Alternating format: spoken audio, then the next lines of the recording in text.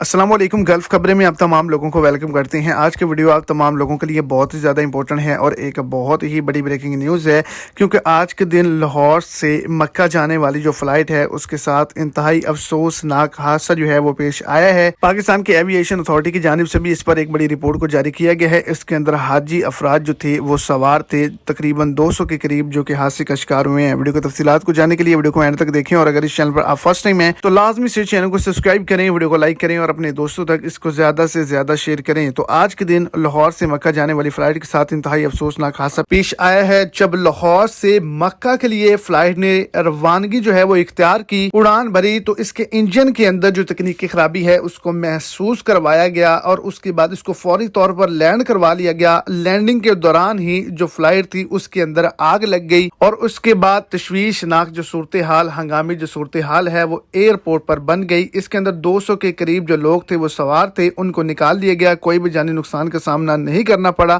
लेकिन PIA के flight के खिलाफ जो है वो एक बड़ा कदम, एक बड़ा एक्शन जो है वो लिया गया है।